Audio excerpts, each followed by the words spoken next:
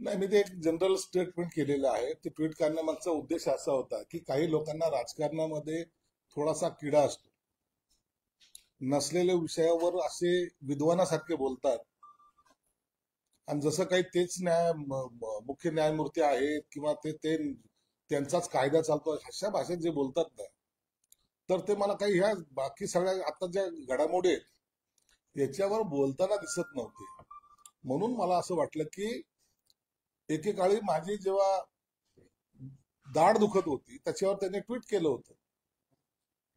आता यांची दातखिळी बसली तर मला आता असं वाटायला लागलं याची वाचा गेली की काय. बोललं पाहिजे ना. नीतिमत्ताच्या गप्पा मारणारे हे लोक स्वतःला विद्वान समजणाऱ्यांनी या सगळ्या प्रश्नावर बोललं पाहिजे. निगेटिव्ह व पॉझिटिव्ह बोलण्याची ताकद ठेवा. आणि म्हणून मी आज ट्विट केलंय की माझ्या पोपटाची वाचा गेली. संदर्भ काय याचा संदर्भ अजित पवारांशी आहे का अन्य कुणाशी? नाही, त्याचा संदर्भाचा प्रश्न येत नाहीये. आता ज्या काही घडामोडी होत आहेत त्या घडामोडीवर कुठेही बोललं पाहिजे ना.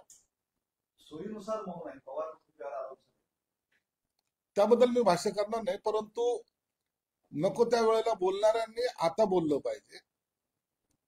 ते निगेटिव्ह का पॉझिटिव्ह हा त्यांचा प्रश्न आहे, त्यावर मला भाष्य करायचं नाही. परंतु कुणी न विचारता आपलं मत व्यक्त करण्याची जी काही गर्दी असते ना, त्या गर्दीमध्ये आघाडीवर असणाऱ्यांनी आता तोंड बंद का ठेवला हा माझा प्रश्न होता. एक वाक्य आहे पवारचं, कितपत विश्वास ठेवावा. सर्वांना राज्यात हाच प्रश्न पडला. मुलं संज्ञान झाल्यावर ते स्वतंत्र व्यवसाय करतात. मला त्यांनी केलेल्या व्यवहाराची दुरान्वयी कल्पना नव्हती.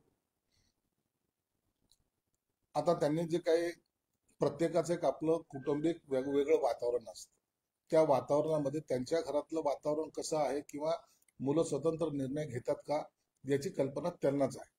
म्हणून त्यांनी केलेले भाष्य त्यांच्या कुटुंबापुरतं मर्यादित आहे. राजकारणाची मुलं विचारतात का वडिलांना? राजकारणाची मुलं विचारतात का वडिलांना?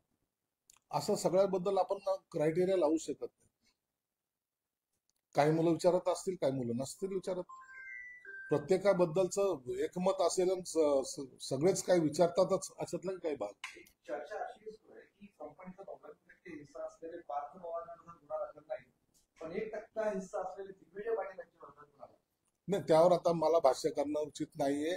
मुख्यमंत्र्यांनी त्याच्याबद्दलचं स्पष्टीकरण दिलेलं आहे आणि मला वाटतं या उच्च पातळीवर जेव्हा त्याची चौकशी चालू आहे तर त्यामध्ये आपण काही बोलणं मला वाटतं गैर आहे. ती शीतल देशवाणी या प्रकरणातले आरोपी नवऱ्यासह परदेशात आहे. पोलीस गुन्हा दाखल करतात. पोलीस चौकशी करतीलच. ती कुठेही असली तर गुन्हा एकदा नोंद झाल्यानंतर त्यांना अटकही करावी लागते. सर की पुणे पोलिसांना कुणीच सापडत नाही, सगळे परदेशात जातात. तो आधीचा जो गुंडा होता तो परदेशात गेला, गायवळ हे परदेशात गेले. त्याच्यानंतर ते दुसरं एक दाम्पत्य त्यांच्या नवरा बायकोवरती गुन्हा आहे, त्यांनी पोलिसांना दंडवलं, तेही त्यांना जामीन मिळेपर्यंत सापडत नाही. पुणे पोलिसांवर काय वचक आहे का नाही कुणाचं? नाही तर या पोलिसांनी ही कारवाई का केली नाही या संदर्भामध्ये स्वतः मुख्यमंत्री त्या खात्याचे मंत्री असल्यामुळं ते योग्य ते लक्ष घालतीलच. परंतु आपण जर पाहिलं तर मुख्यमंत्र्यांनी नेहमीच असं सांगितलं की कुणालाही मी पाठीशी घालणार नाही. जे काही आरोपी आहेत त्याच्यावर कडक कारवाई केली जाईल. 2022 ला जे घडलं ते आता का घडू शकत नाही? मंत्रिपदावर नाराज असलेले तानाजी सावंत 22 ला काय घडलं ते माहिती आहे तुम्हाला? त्यांची काय मानसिकता आहे आम्हाला त्याच्याबद्दलची कल्पना नाही. आताही ते माझ्या तरी वैयक्तिक संपर्कात नाही, त्याच्यामुळे त्यांच्या मनामध्ये काय खदगद चालू आहे किंवा त्यांना काय करावंसं वाटतं या संदर्भात त्यांनी एकनाथ शिंदे साहेबांशी बोललं तर बरं होईल. त्यांनीच वक्तव्य केलं होतं सुरुवातीला तानाजी सावंतांनी. खतखत सुरुवातीला तुमची ज्यावेळेस होते तेव्हा सुरुवातीला तानाजी सावंतांनीच व्यक्त केली होती आणि आणखी तेच करतात. त्या इतिहासामध्ये मला जायचं नाही. कोणी खतखत सुरू केली होती का, कशी झाली, कसा उठाव झाला, या सगळ्या गोष्टी आता इतिहास जमा झालेल्या आहेत. परंतु आता जर त्यांना बोलायचं असेल तर त्यांनी एकनाथ शिंदे साहेबांशी बोला. प्रताप सरनाईक स्वतःच्या शैक्षणिक संस्थेला मुलामध्ये मुंबईची 4 एकर जमीन ज्याची किंमत 200 कोटी रुपये आहे ती 3 कोटींना घेतली असा आरोप पडेल की वाढली प्रताप सरनाईक. त्याची तक्रार द्या ना, रितसर तक्रार द्या, त्याची चौकशी सरकार करेल. आता उठछूट कोणी कोणाला आरोप करण्यापेक्षा त्याचे पुरावे देऊन सरकारकडे किंवा जी काही सक्षम एजन्सी असेल त्याच्याकडे तक्रार करावी, त्याची चौकशी होईल. तर चंद्रकांत आंडोरेंनी तुमच्याबद्दल एक वक्तव्य असं केलेलं आहे की पार्थ पवार प्रकरणी ती जागा महारत्नाची आहे, तर ती समाज कल्याण मंत्री, कल्याण न्याय मंत्री म्हणून तुम्ही त्याच्यावर भूमिका काय जाहीर करता? मी माझी भूमिका मागेच जाहीर केलेली की महारत्नाची जागा ही विकता येत नाही किंवा इतर वापरासाठी त्याला घेता येत नाही. महारत्नामध्ये ज्या समाजासाठी ती दिलेली असते त्यालाच त्या वापरता येते. म्हणून असा आजपर्यंत कधीही जमिनीचा खरेदी विक्रीचा व्यवहार झालेला नव्हता, म्हणून कदाचित तो व्यवहार आता रद्द केला. नगर परिषदसाठी विकासामध्ये तुमची भूमिका आहे, संपूर्ण राज्यात दिसते, ठाण्यात दिसते, सगळीकडेच दिसते का? नाही, हे कार्यकर्त्याच्या निवडणूक आहेत. आता प्रत्येक ठिकाणी आपापला कार्यकर्ता, पक्षाचा कार्यकर्ता हा त्याचं मत मांडत असतो आणि पक्ष वाढावा यासाठी प्रत्येक पक्ष हा प्रयत्न करत असतो.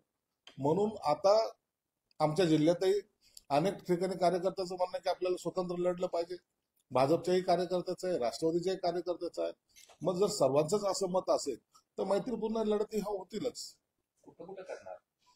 आता ते आता काही दिवसात, 2-4 दिवसामध्ये त्याचं स्पष्टीकरण आम्ही देऊ. पण तरी तुम्ही तर घोषणाच केली आहे ना, सिल्लोड, वैजापूर आणि कन्नड. वैजापूरमध्ये आम्ही प्राबल्य आमचंच आहे, आमचा आमदार आहे. कन्नडमध्ये आमचा आमदार आहे, सिल्लोडमध्ये आमचा आमदार आहे, पैठणमध्ये आमचा आमदार आहे. म्हणून आमचे ज्या ज्या ठिकाणी आमदार आहेत त्या त्यांच्या शब्दाला हे महत्व द्यावं लागतं. त्यांनी घेतलेल्या भूमिकेला समर्थन करावं लागतं आणि त्या पद्धतीने हे मतदारसंघ हे आमच्याकडे आहेत.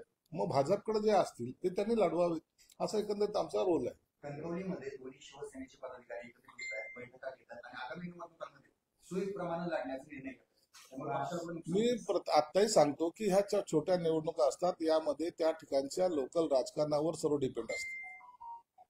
तेथील पदाधिकारी काय निर्णय घेतो, तिथलचे आमदार काय निर्णय घेतात आणि मग त्या निवडणुका कशा लढायच्या, कशा जिंकायच्या, हे तंत्र त्या लोकल लेवलवर ठरल्या जात असतं. म्हणून वरिष्ठ पातळीवर आता मुख्यमंत्री साहेबांनी स्वतः सांगितलेलं आहे की लोकल लेवलवर निर्णय घेतले जातील आणि त्या पद्धतीत सगळ्यांची आपापल्या पद्धतीची व्यूहरचना चालू आहे. उद्धव ठाकरे यांचा मराठवाडा दौरा सुरू आहे आणि तुम्ही शेतकऱ्यांना असं आवाहन केले की महायुतीला वोटबंदी करा आणि तशी गावाला बोर्ड लावा, त्यांना मतच देणार नाही असं कॅम्पेन सुरू केलं. शेतकरी त्यांचं ऐकतील ज्यांच्या मागे लोक आहेत. आता हे पारावर बसून सुद्धा 50 माणसं जमवू शकत नाहीत, यांचं कोण ऐकणार? शेतकऱ्याच्या हिताचे निर्णय सरकार घेते. सरकारने त्या पद्धतीने व्यूहरचना सुद्धा केली, त्या पद्धतीने मदत सुद्धा पोहोचवत आहेत. म्हणून यांच्या स्टेटमेंटला कोणता अर्थ नाही. स्वतः हरतायत या भीतीने त्यांनी केलेले ते विधान आहे. मतच सोडल्यानंतर आता जमिनी सोडायला लागेल. आता त्यांना टोमणे मारची पहिल्यापासून सवय आहे, त्यातला तो एक भाग आहे. पण त्यांच्या कार्यक्रमाचं शेतकरी संवाद आहे आणि बोलतायत त्यांना राजकारण करायचंय. त्यांना शेतकऱ्याची काय देणं घेणं आहे? त्यांना कोणत्या शेतामध्ये काय पिकं उभं हे सांगता येईल का? त्यांना स्वतःचा जे काही हा दौरा आहे हा राजकारणासाठी वापरायचा आहे. शेतकऱ्यावर किती बोलले, परंतु राजकारणावर जेवढं जास्त बोलता येईल ते बोलायचा प्रयत्न त्यांनी केलेला आहे. म्हणून हा शेतकरी संवाद दौरा नव्हता, हा राजकारणाची चाचपणी, पक्ष कुठे गेला रसा तळाला ते पाहण्यासाठी केलेला तो दौरा आहे. भाजपच्या दौऱ्याची तक्रार केली आहे निवडणूक आयोगाकडे की आदर्श आचारसंहितेचे काय सुरू आहे, विचारणा भाजपने केली. निवडणूक म्हणजे पॅनल लावतायत, पोस्टर लावतायत. हा दौरा आचारसंहिता झाल्यानंतर करता येत नाही, पण तो करतायत अशी तक्रार आयोगाकडे. आता त्याच्याबद्दल त्यांनी तक्रार केली असेल तर निश्चित निवडणूक आयोग त्याची दखल घेईल. आचारसंहितेचा ज्या ज्या ठिकाणी भंग होतो त्या ठिकाणचा असलेला जिल्हाधिकारी हा मुख्य निवडणूक आयोगाची भूमिका बजावत असतो. त्या तक्रारीची दखल सुद्धा ते घेतील आणि असं काही असेल तर त्यांच्यावर गुन्हे सुद्धा नोंद होतील. उद्धव ठाकरेंचा हा दौरा जो आहे त्याला त्यांनी जाण्याची ओढ दिली, दगाबाज. उद्धव साहेबांना ना मग दगाबाजच आहेत ना ते. 19ला शिवसेना भाजप मिळून निवडणुका लढवल्या होत्या, सत्तेमध्ये येणार होते, पण त्यांनी ऐन वेळेला दगा दिला आणि ते काँग्रेस राष्ट्रवादी बरोबर गेले. म्हणून स्वतःचं गाणं स्वतःवर कसं चित्रित करता येईल त्यांचा हा तो प्रयोग होता. दगाबाज. मूळचे माजी आमदार किशन माने यांचा उमेश पाटील आणि आमदार राजू खऱ्यावर गंभीर आरोप केला. राजू पाटील आणि माझ्यावर आरोप करण्यासाठी उमेश पाटलांनी एका महिलेला 50 लाख रुपयांची ऑफर दिली असेल. त्या संदर्भात काही कल्पना नाही. मनोज चरंगे पाटील यांनी फार खळबळजनक काल आरोप केला की त्यांच्या हत्येची सुपारी धनंजय मुंडे यांनी दिली आहे. तसे ऑडिओ क्लिप असतील किंवा काय म्हणाल? जरांगे पाटलांनी धनंजय मुंडेंवर आरोप केलेले, धनंजय मुंडेने त्यांच्यावर आरोप केलेले. दोघांची मत असे आहेत की नार्को टेस्ट व्हावी. मला वाटतं या दोघांच्याही मागणीचा सरकारने गांभीर्याने विचार करून दोघांची नार्को टेस्ट करावी. म्हणून एकदाच हे प्रकरण जे एकमेकावर आरोप प्रत्यारोपाचं होतं त्यातले सत्यता बाहेर येईल. नेमकं काय घडतंय राजकारणामध्ये किंवा समाजकारणामध्ये, खरं कोण हे सुद्धा पुढे येईल. मला वाटतं दोघांची सिमिलर मागणी असल्यामुळे सरकारने याचा गांभीर्याने विचार करून त्यांची टेस्ट करावी. राधाकृष्ण विखे पाटलांचे वक्तव्य समोर आलंय. आधी कर्ज बाजार होऊन पुन्हा कर्जमाफी मागायची. शेतकरी जो आहे ना, कर्ज घेणं किंवा कर्ज डुबवण्यासाठी नसतो, तो परिस्थितीनुसार कर्जाची मागणी करत असतो. कोणत्याही शेतकऱ्याला स्वतःच्या डोक्यावर कर्ज घेणं हे पसंत नाहीये. परंतु नैसर्गिक जे काही आपत्ती असते त्या आपत्तीच्या अनुसरून त्यांना ह्या सर्व कर्जाच्या उठाठेवी कराव्या लागतात. कोण असा माणूस आहे जो स्वतःच्या डोक्यावर कर्ज घेऊन निश्चित झोपेल? मग त्यावेळेला त्याच्या घरात असलेले संकट त्याच्यातून निपटारा करण्यासाठी असे कर्ज घेतले जातात. आणि जेव्हा कर्जाचा डोंगर होतो त्या टायमाला त्याची ती मागणी येते. काही वेळेला काही चुकीचे काही लोक करत असतील तर तो भाग वेगळा, परंतु बहुतेक शेतकरी हा निसर्गाच्या सांध्यात जेव्हा पीक पाणी नष्ट होतं किंवा बाढ येते किंवा आणखी काय होत असेल त्या वेळेला स्वतः कर्जमाफीची घोषणा करत असतो. म्हणून सरकार सुद्धा त्याचा सहानुभूतीने विचार करते. तेलंगणाचे मुख्यमंत्री आहेत रेवंत रेड्डी यांनी असं विधान केलं की त्यामुळे वाद झाला. काँग्रेस म्हणजे मुस्लिम आणि मुस्लिम म्हणजेच काँग्रेस. त्यांनी केलेलं विधान काही अंशी त्यामध्ये सत्यता पण आहे. काँग्रेसने इंग्रजासारखं तोड आणि जोडीची नीती अपनवलेली होती. दलित मुस्लिम इतर असे जे काही वाद, असे जे काही जातीभेदाचे जे काही भिंती रचल्या त्या मुळात काँग्रेसने रचल्या होत्या आणि त्याच्या जोरावर त्यांनी 50 वर्ष राज्यही केलं.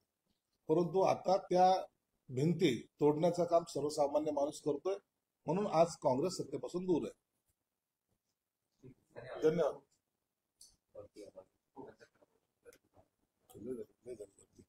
घे बूम बंद कर.